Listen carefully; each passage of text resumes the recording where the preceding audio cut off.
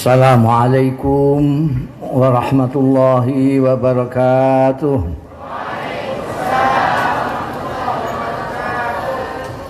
Alhamdulillahi rabbil alamin.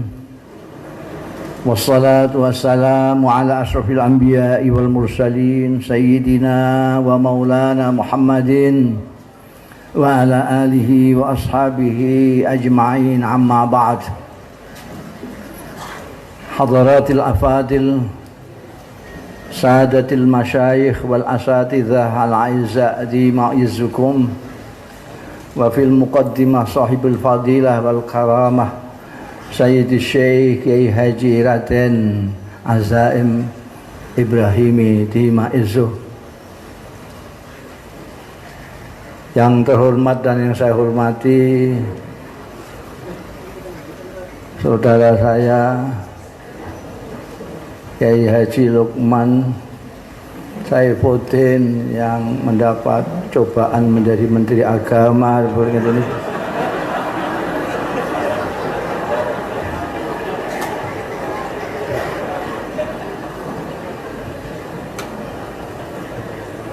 Bapak-bapak pengurus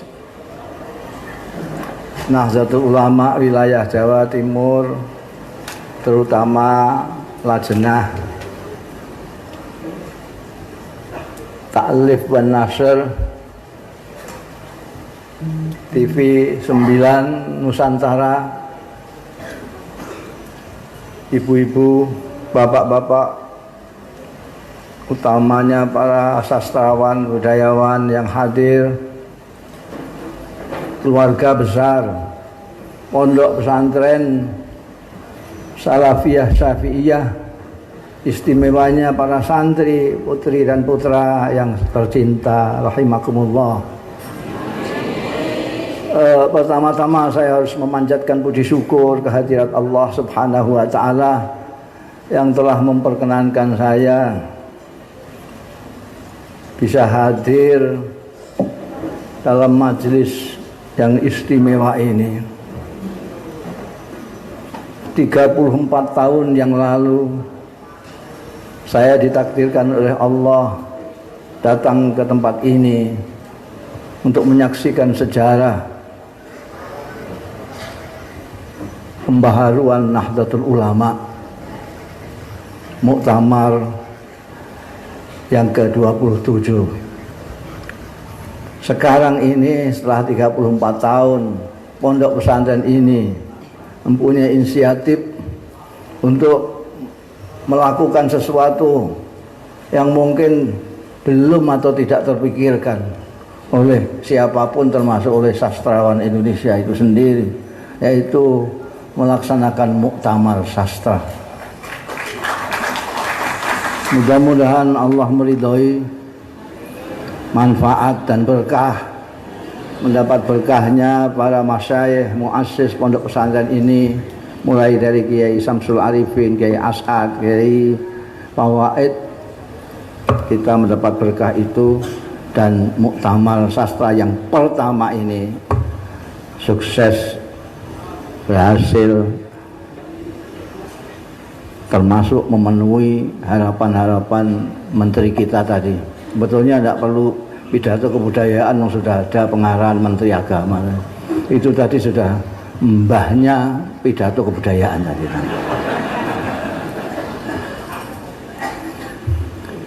Kenapa ide ini muncul dari pesantren? Semula itu kalau tidak salah hanya akan memberi judul Muktamar Sastra Pesantren. Entah dari mana timbulnya usulan-usulan itu, dari tawaduk menjadi pede. Dari tawaduk ini sastra pesantren aja lah gitu. Yang tidak pesantren kalau tidak cocok ya sudah gitu. Kemudian menjadi pede ini mesti ada yang memprovokasi ini. Menjadi muktamar sastra. Sudah dari pede kembali rendah diri lagi, minta menteri supaya BCI menteri PDK segala macam. nggak cocok dengan ruhnya salafiyah, Kak Rafiq ya. Kenapa ini ide dari pesantren? Dan kenapa semula pesantren? Pesantren itu sudah menjelaskan kenusantaraan itu sendiri. Jadi tidak usah bicara Nusantara, asal pesantren Nusantara. Nusantara itu ya di pesantren itu. Kenapa? Karena di pesantren-pesantren itu sejak di pondok, sejak awal itu sastra yang dipelajari. Nahwu, shorof, segala macam itu disebut ilmu alat saja.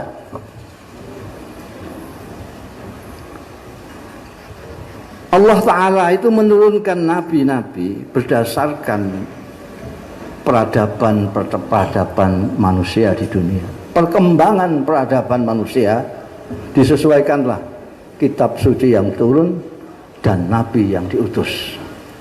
Kita ambil contoh yang terakhir saja, terlalu panjang kalau sampai ke Nabi Nuh segala macam. Ini waktunya sudah jam 2. Dari Nabi Musa, pada waktu itu tokoh masyarakat yang paling top, yang disegani oleh masyarakat adalah penyihir. Penyihir. Kalau sampean bisa nyihir, bisa nyantet, sampean tokoh masyarakat nomor 1.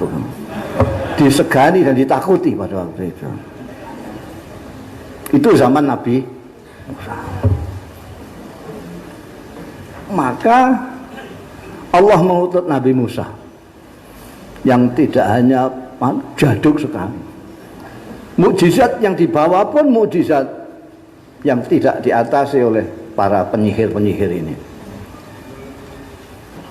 Ketika penyihir hanya bermain dalam ilusi, maka mukjizat tidak. Tongkat-tongkatnya penyihir ketika dilihat oleh masyarakat sebagai ular, tongkatnya Nabi Musa dilihat oleh para penyihir itu sebagai ular betul-betul. Sebagai tokoh yang paling tahu tentang sihir, tahu dia kalau itu bukan sihir. Peradaban semakin maju, orang sudah tidak sihir-sihir lagi, tapi sudah bangsa kedokteran. Orang tidak disuwuk lagi, tapi disuntik gitu. Jadi ini kedokteran, menyembuhkan orang sakit, ketabiban segala macam. Maka diutuslah Nabi Isa dengan mukjizat yang luar biasa. Di atas nalar tabib-tabib pada waktu itu yang paling jempolan sekalipun. Ini ada orang mati kok bisa disembuhkan, itu gimana? Tidak bisa diakal para dokter-dokter pada waktu itu atau tabib-tabib.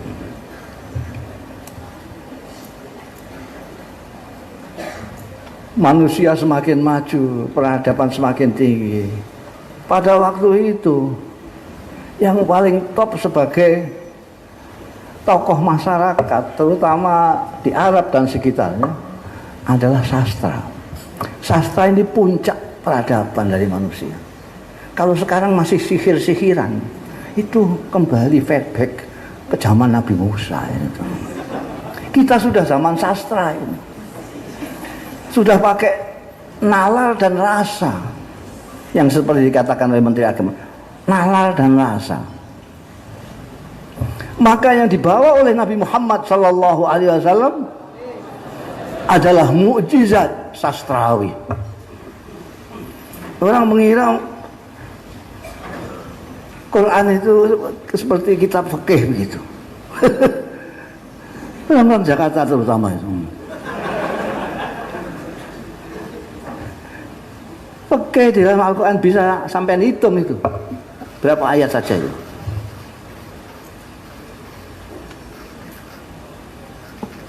Dulu orang masuk Islam, ada yang karena tertarik dengan Rasulullah Sallallahu Alaihi Wasallam, bagaimana kejujurannya, bagaimana kelembutannya,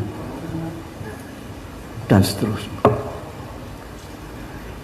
Ada yang masuk Islam karena sahabat Abu Bakar, kedermawanannya, kebijakannya. Tapi banyak sekali yang masuk Islam karena mendengarkan Al-Qur'anul Karim.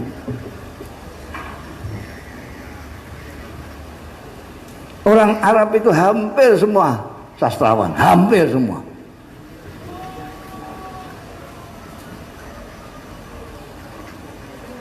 Sayyidina Umar masuk Islam karena membaca penggalan surat Thaha. Padahal pada waktu itu dia sudah berniat mau membunuh Rasulullah Sallallahu Alaihi Wasallam. Anda bisa lihat Ibnu Hisham atau Ibnu Ishaq menceritakan ketika Abu Jahal, Abu Sufyan, Syarik yang melarang orang-orang Arab, orang-orang Mekah mendengarkan Kanjeng Nabi Muhammad Sallallahu Alaihi Wasallam. Kalau ketahuan ditempeleng. Ibnu Hisham dengan sanad-sanadnya menceritakan 3 malam berturut-turut Abu Sufyan Syarik kepergok Abu Jahal diam-diam mendengarkan Rasulullah Sallallahu Alaihi Wasallam membaca ayat. Sampai Syarik bilang kepada Abu Sufyan, kamu ini semua kan kemarin melarang-larang orang baca. Kenapa kamu sendiri sekarang mendengarkan, diam-diam mendengarkan? Apa pendapatmu tentang yang dibaca oleh Muhammad tadi, yang disuarakan Muhammad tadi? Abu Sufyan dari dulu memang politisi ya. Kalau Pak Menteri ini aja kalah. Makanya keturunan Abu Syams itu memang politisi dan diplomat semua. Makanya hanya sebentar Sayyidina Ali, seterusnya adalah dari keturunan Abdus Syams, turunannya Abu Sufyan, Muawiyah bin Abu Sufyan, terus Yazid bin Muawiyah dan seterusnya. Politisi. Jadi ketika ditanya, apa pendapatmu tentang yang kamu dengar dari Muhammad? Jawabnya Abu Sufyan, kamu juga mendengarkan kok tanya saya. Oh, sama-sama mendengar. Saya coba sampai tanya sama politisi, jawabannya kan begitu itu.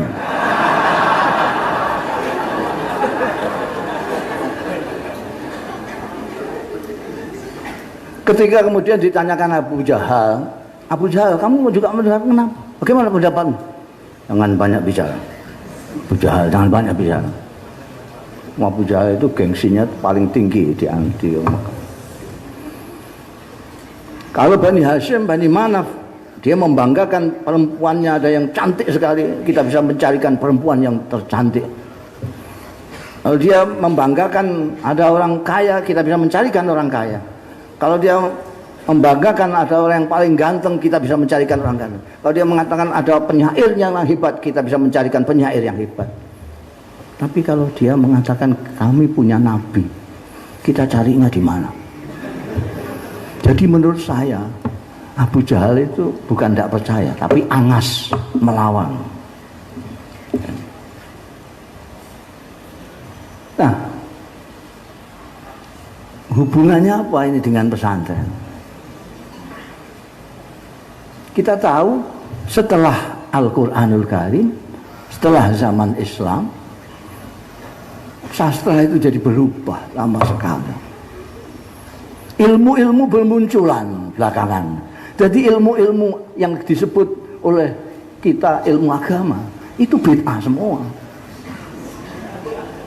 Bid'ah semua karena dia muncul setelah Kanjeng Nabi ada. Quran mushaf yang kita baca itu bid'ah itu. Bid'ah. Kenapa? Karena dulu Quran itu tidak ditulis. Kalau ada yang berkata Kanjeng Nabi nyablon bendera barang itu ngawur itu.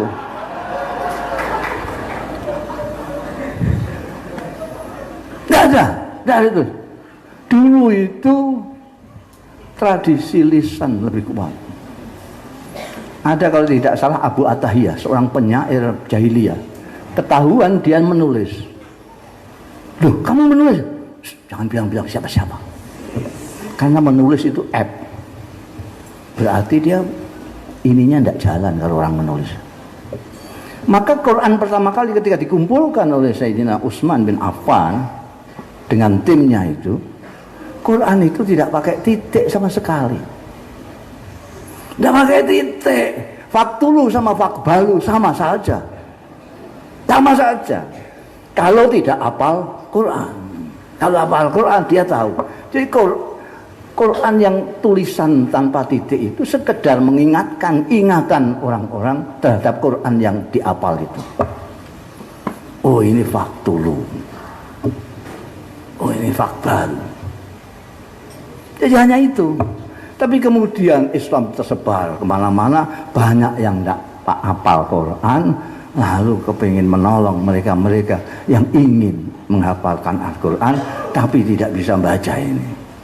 Tentu ada jenius yang menemukan titik itu, bak kasih titik bawah, tak titik dua di atas. Dan itu pun sampai sekarang titik ini tidak sama. Makanya ada yang sok pinter itu lalu mendakwa-dakwa, ini menyesatkan umat Islam ini. Ada Quran menyesatkan. Ini Quran kok titiknya cuma satu, ini fa ini. Maksudnya qaf itu titiknya dua. Dia gayanya seperti orang pinter, tapi pamer bodoh dia. Di Maroko sampai sekarang itu nulis qaf, titiknya cuma satu di atas. Lah kalau fa titiknya satu di bawah. Nah orang ini kurang piknik istilah anak sekarang. Belum piknik sudah menyesat-nyesatkan orang. Jadi itu bid'ah sekali. Kalau kemudian harokat itu lebih belakang lagi itu, fatkah itu udah belakang lagi. Apalagi ornamen, gambar kembang segala macam itu, wah tambah belakang lagi, tambah makruh itu.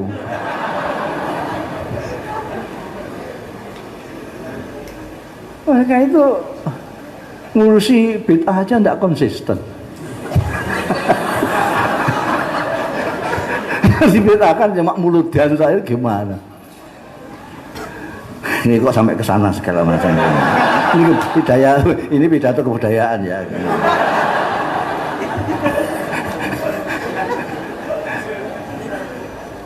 Jadi di pesantren itu ilmu yang muncul sebagai pendukung Al-Quranul Karim, dipelajari di pesantren menjadi unggulan. Ada yang mengatakan ilmu alat, ada yang mengatakan secara rinci ilmu nahwu, sharaf, ilmu balaghah, badi', ma'ani, segala macam. Sebetulnya itu semuanya ilmu alat untuk mengapresiasi Al-Quranul Karim. Maka saya itu ketawa kalau ada orang sombong menyuruh orang-orang supaya kembali ke Al-Quranul Karim. Kita harus kembali kepada Quran, tidak usah mendengarkan kiai, terus ke Quran langsung. Itu panutan kita. Ternyata yang dimaksud Al-Quranul Karim oleh dia ini dan sebangsanya itu Quran punya Pak Lukman ini. Quran terjemahan Kementerian Agama.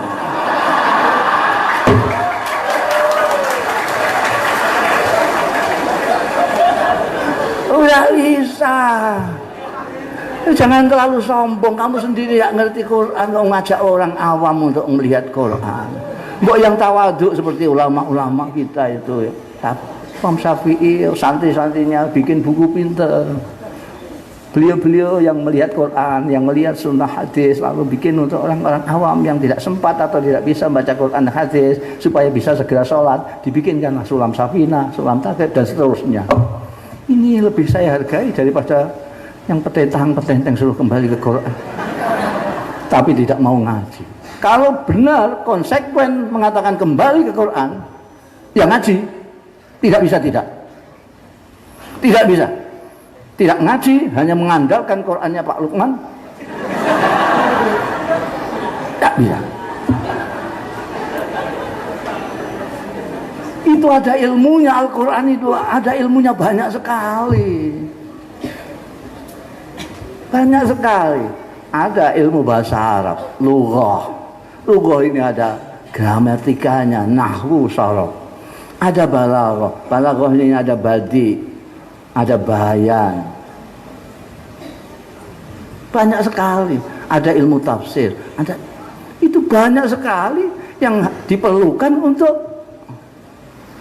mengetahui bukan hanya isinya Al-Quran, tapi keindahan Al-Quran. Kalau melihat Quran depak, itu cuma mungkin ngerti satu persatu maknanya kalimat. Pengertian secara utuh nonsen. Apalagi melihat keindahannya, belas. Makanya kalau kita lihat agamawan sekarang kok sangar-sangar, karena tidak ngerti Quran. Lihat wajah beliau, apa ada yang sangar itu? Kalau ini masih ada lumayan lah yang sangar.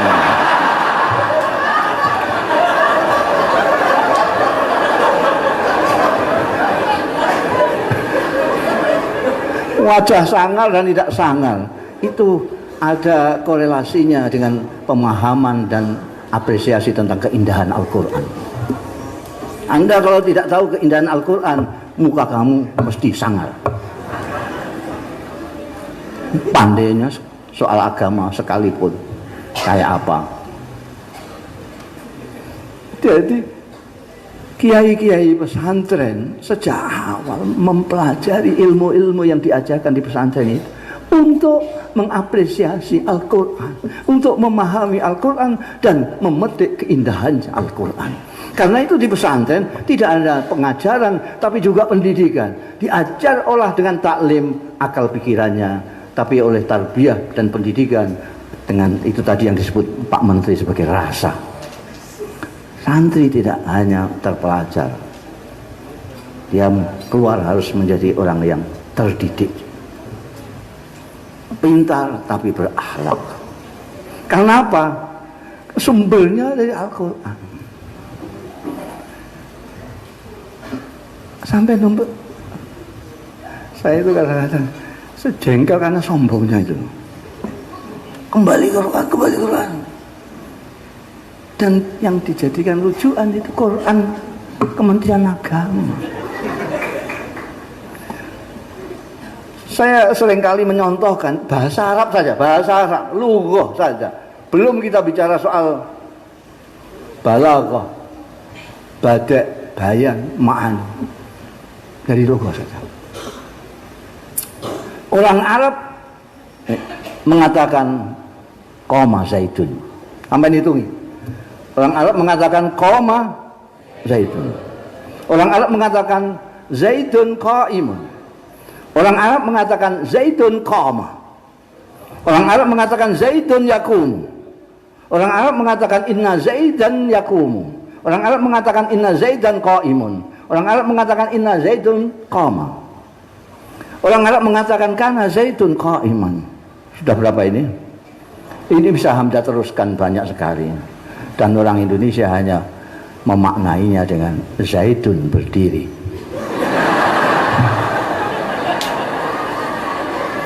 Berapa nuansa makna yang hilang di sana? Ini baru dari lafaz. Itu enggak orang sembrono mengatakan ngerti Quran itu. Harus ngaji yang lama. Harus ngaji yang lama. Apa itu katanya alala tanalul itu? Itu ada terusnya yang lama itu apa artinya? Watuli zaman. Oh jadi Ustadz kemarin sore sudah ngajak orang kembali ke Quran. Ya asli nggak ngerti Quran. Banyak yang harus kita pelajari. Itu ada sastrawan dari Mesir itu, Agu Irawan. Itu tidak berani dia bilang kembali ke Quran, tidak berani. Dia ngerti betul seberapa tingginya kesusahan Al-Quran itu oleh ahli bahasa Arab, oleh orang Arab sendiri yang ahli tentang syair maupun nafal, syair atau prosa. Itu sampai sekarang tidak ada.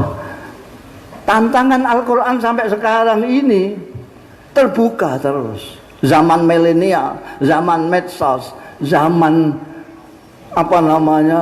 elektronik dan segala macam, zaman ilmu pengetahuan modern, ini masih terbuka.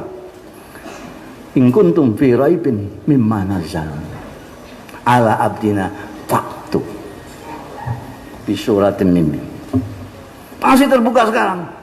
Tidak ada. Terutama karena bagaimana membedakan antara nuansanya ini. Kalau orang yang nggak tahu, orang awam baca Quran ini kok pengulangan terus menerus saja. Ini Nabi Musa lagi, ini Nabi Musa lagi, ini Nabi. Mesti bingung dia, nggak ngerti sastra nggak apa. Mesti bingung. Ini maksudnya apa terus saja. Tapi kalau yang ngerti sastra dia tahu kenapa di sini diulang di sini pada waktu makomnya begini, kenapa ini di sini begini. Dan ini yang kemudian oleh kiai-kiai pesantren diajarkan sejak alatnya. Tujuan pertamanya adalah untuk mengapresiasi, memahami isi Al-Quran dan mengapresiasi keindahan Al-Quranul Karim. Itu awalnya. Maka tadi Kiai Azaim mengatakan bahwa kiai-kiai di sini sastrawan semua. Betul. Sastrawan semua. Mereka menguasai balaghah. Ilmu sastra mereka kuasai. Mungkin yang mereka tidak begitu kuasai adalah bahasa Indonesia. Makanya tadi saya nggak paham itu bahasa Perancis.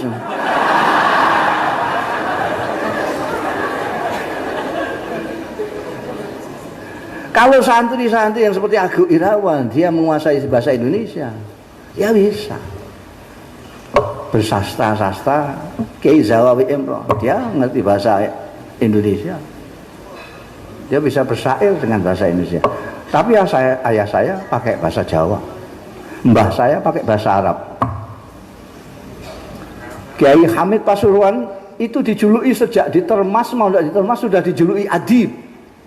Adib itu sastrawan karena beliau menguasai ilmu balaghah, badi', bayan, ma'ani. Itu Kiai Abdul Hamid Pasuruan. Cuma kemudian yang yang lebih mendominasi wacana masyarakat itu ada kewalian beliau. Jadi kesusastraannya hilang. Sama Kiai As'ad ini sebetulnya sastrawan, tapi karena kewaliannya sastranya hilang. Orang tidak menyangka kalau beliau sastrawan, karena ketutupan dengan kewaliannya. Kiai Hamid juga begitu. Betulnya sastrawan, punya buku dewan, kumpulan puisi. Tapi ketutupan kewaliannya. Itu kebalikan saya lah.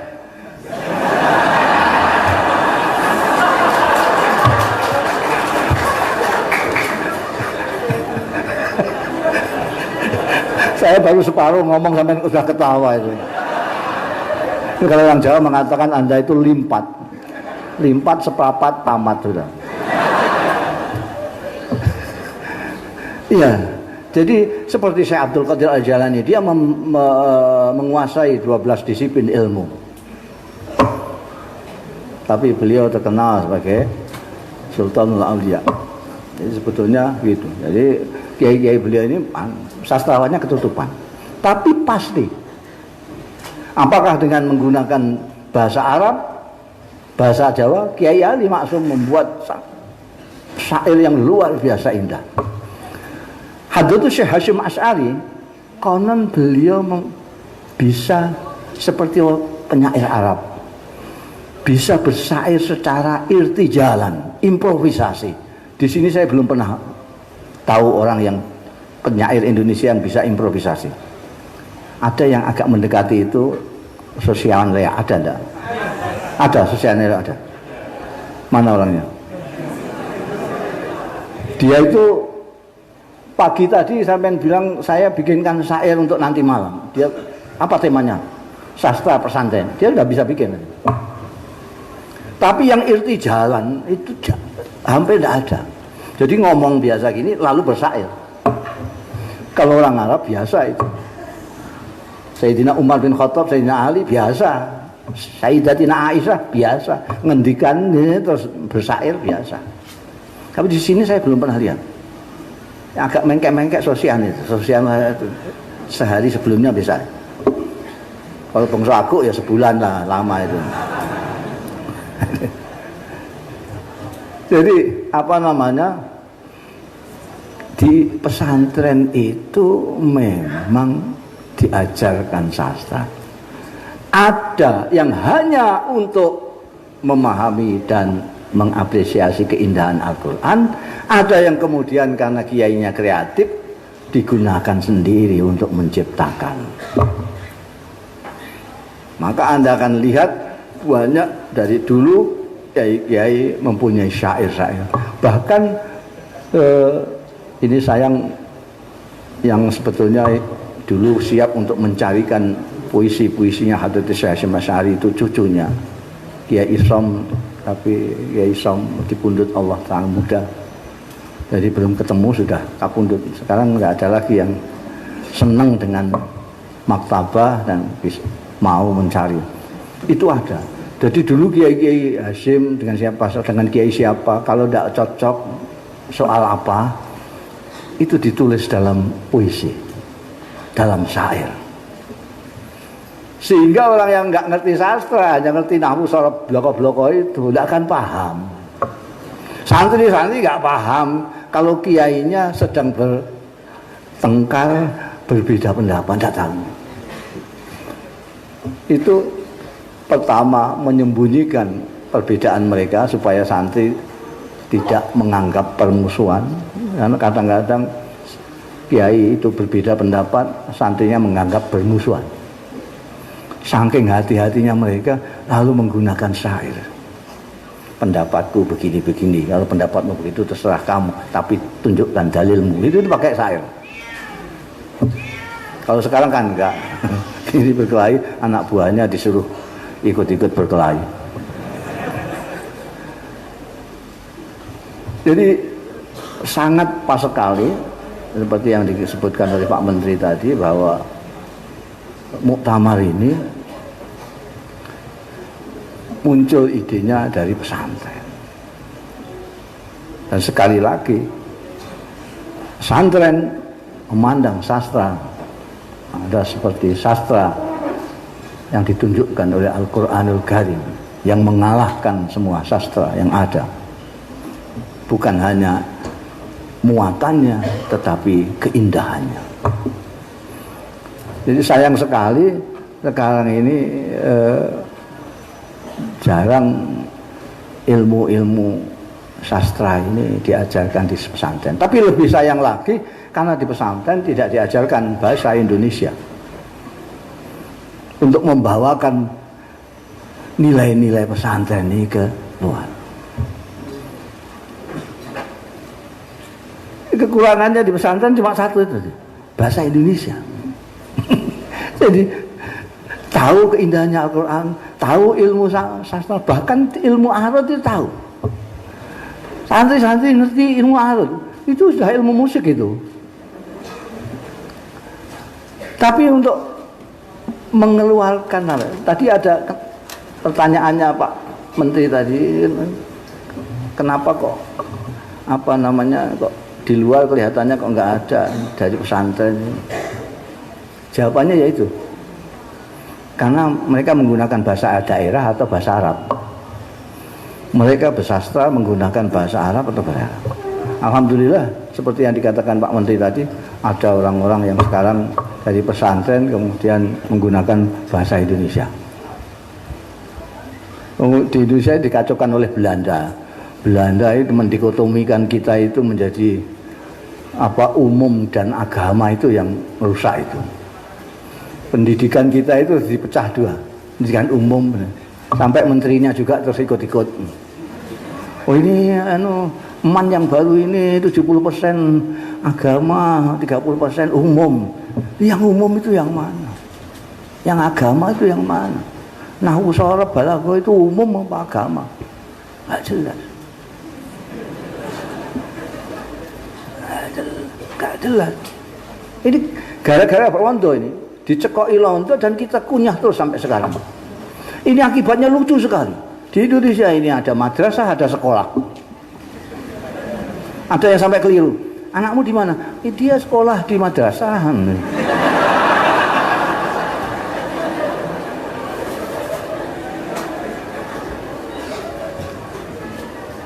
Ada sekolah, ada madrasah, ada toko buku, ada toko kitab.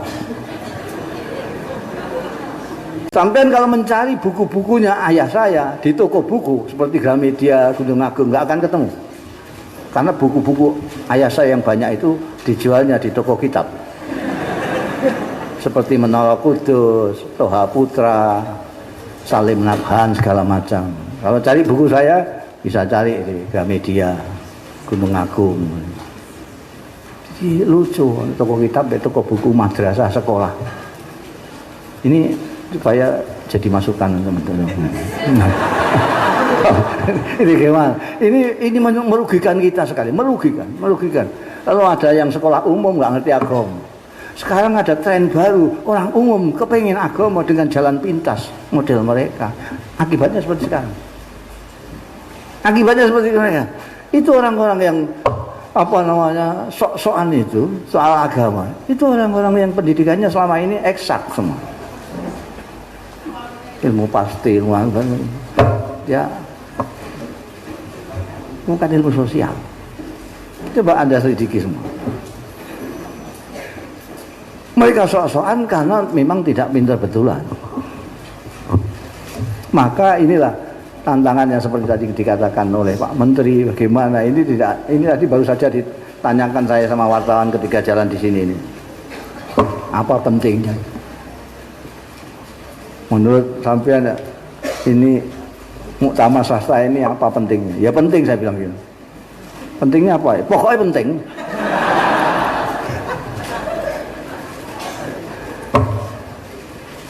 Saya mau pidato kebudayaan kok dia tanya di situ. Nah, mendengarkan sebentar kan bisa. Jadi karena di dalam sastra ini tidak hanya olah pikir tapi olah rasa. Tadi sudah dikemukakan oleh pidato kebudayaan yang bagus pertama kali tadi. Olah rasa. Kita sekarang yang kurang adalah olah rasa. Zauk kita tidak. Zauk. Orang yang tidak punya zauk jangan diajak bicara soal sastra, tidak mudeng. Jangan diajak bicara soal rahmatan lil alamin, tidak mudeng.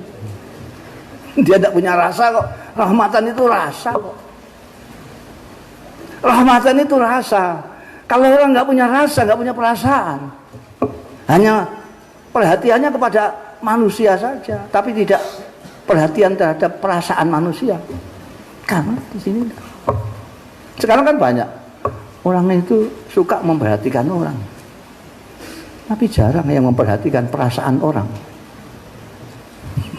Karena disamakan dengan dirinya, dia tidak punya perasaan.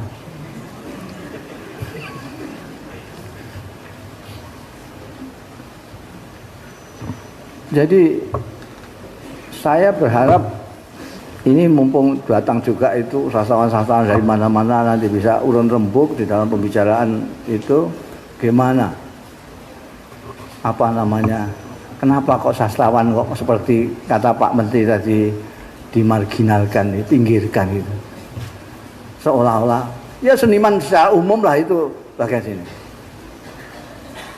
Saya baca puisi aja, kiai-kiai Madura dulu pertama kali apa no, kiai kok baca puisi, gitu. Kiai kok baca puisi. Saya dibilang sama wartawan gitu, ini kata kiai-kiai di Madura. Dia tak tahu kalau di Madura ada kiai juga yang berpuisi. Namanya D. Zawawi Imron. Malah penyair sungguhan ini. Saya kan penyair-penyairan aja. Saya bilang pada waktu itu sama kiai Madura yang bilang begitu itu. Kiai yang tidak berpuisi itu bukan kiai itu. Bukan kiai. Kiai-kiaian.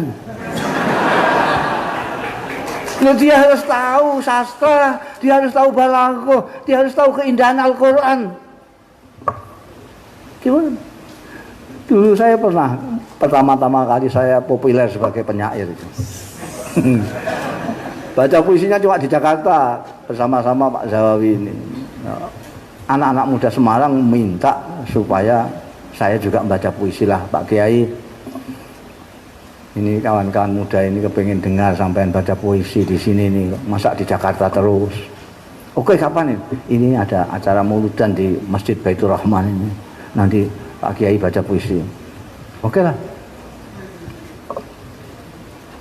Pada saatnya malam itu Kiai Semarang datang ke saya.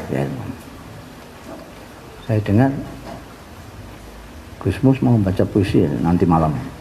Iya. Wah, enggak usah lah. Loh, kenapa Pak Kiai? Pokoknya enggak usah, enggak pantas. Sampai niroi Suriah wilayah masa baca puisi. Nah, saya sudah terlanjur bilang sama anak-anak muda. Nah, anak-anak muda serahkan saya. Padahal Kiai kan gitu, serahkan saya. Mengandalkan wibawanya. Serahkan saya kalau anak-anak muda. Ya kan saya kan tidak bisa, saya sudah janji itu, saya mengecewakan mereka. Begini sajalah, Pak Kiai nanti duduk di depan. Begitu saya baca puisi, Kiai tidak setuju, langsung Kiai berdiri. Kiai berdiri pergi. Begitu Kiai berdiri, saya akan turun. Dan selamanya saya tidak akan baca puisi. Oke? Duduklah dia dekat gubernur situ. Ya, waktu giliran saya bilang, ini mulai zaman Nabi Muhammad SAW. Semua pemimpin agama Islam, ulama-ulama itu hampir semua baca puisi. Tidak ada yang tidak. Kanjeng Nabi yang tidak diajari oleh gurunya, Bama Alam Nasyir, pernah membaca puisi pada waktu penggalian Khandaq. Ana nu Abdul Muttalib, ana nabiyun la kadhib. Secara sajak itu bagus, tapi secara syair belum begitu bagus, karena Kanjeng Nabi memang bukan penyair. Bama Alam Nasyir.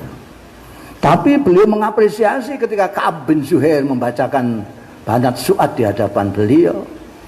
Dicopot burdahnya, dihadiahkan kepada Ka'ab. Kemudian burdah ini dipakai oleh Imam Busiri, karena Imam Busiri ketika bawa bikin syair Amin Tazakkur itu, beliau mimpi dikasih. Jadi sebetulnya sahibul burdah yang sesungguhnya adalah Ka'ab bin Zuhair. Imam Busiri hanya diberi. Jadi saya bilang kepada hadirin, tapi yang saya panggil Pak Gubernur karena pimpinannya soalnya. Jadi Pak Gubernur, dari dulu Sayyidina Umar bisa bersyair secara irtijalan, improvisasi. Sayyidina Ali punya diwan, Sayyidina Ali punya antropologi puisi, Sayyidina Ali. Imam Syafi'i punya diwan Syafi'i, antropologi Imam Syafi'i. Itu semua ke bawah. Ini dulu hampir semua pesantren kiai itu hampir setiap malam Jumat itu membaca puisi. Puisinya Al-Barzanji minimal itu. Isi burdahnya Imam Busiri. Tapi malam ini saya akan baca puisi saya sendiri. Oh, terus gitu. Saya bilang begitu. Terus saya baca puisi saya. Begitu saya baca puisi, saya lihat dia dengan khusyuk mendengarkan saya baca puisi. Mingket tidak berdiri apalagi. Begitu saya turun, dia dirangkul saya. Wah, itu bagus untuk dakwah, Gus. Gimana? Kadang-kadang itu kita nggak ngerti antara apa namanya. Ini karena kita tidak kenal. Betulnya itu makanannya wong pesantren, sastra. Dan itu yang membedakan orang pesantren dengan yang tidak pesantren. Sekarang pesantren itu punya humor, punya apa namanya kesantunan, punya keramahan, punya kelembutan, pokoknya ada asal daripada sastra Al-Qur'anul Karim pada mereka. Karena mereka tidak hanya ngelalar tadarusan tentang bacaan-bacaan Al-Qur'annya, tapi mempelajari ilmu-ilmu alat untuk mengetahui keindahan Al-Qur'an. Jadi kalau dia santri yang sungguh-sungguh, dia akan keluar menjadi bukan hanya kiai yang mau ngerti fikih tok, tidak. Dia ngerti secara menyeluruh seperti menyeluruhnya Al-Qur'an di dalam menebarkan kehidupan di dalam masyarakat. Saya kira itu nanti ada sastrawan-sastrawan yang betulan yang insya Allah akan memperkaya kita. Dan sekali lagi saya mengharapkan seperti bagaimana Pak Menteri Agama mengharapkan, muktamar ini tadi dijamin, saya tambahi insya Allah dari belakang tadi, beliau jamin akan terus ada muktamar ini, muktamar sastra. Kita doakan. Nah, ini muktamar ini sebagai muktamar pertama. Jadi muktamar sastra pertama. Baru kurung tahun 2018. Karena menurut jaminan Menteri Agama akan terus ada muktamar pertama. Semakin supaya mendekat, supaya kita mempunyai kontribusi. Jangan sastra menjadi elit juga tidak, dimarjinalkan juga tidak. Ya dia jadi sesuatu yang berada di hidup dalam masyarakat, yang mempengaruhi masyarakat, mempengaruhi masyarakat. Kadang-kadang bahasa khitobah pidato tidak masuk di hati, tapi bahasa sastra bisa masuk dalam hati. Orang akan menjadi tersentuh hatinya mendengarkan puisinya di Zawawi Imron.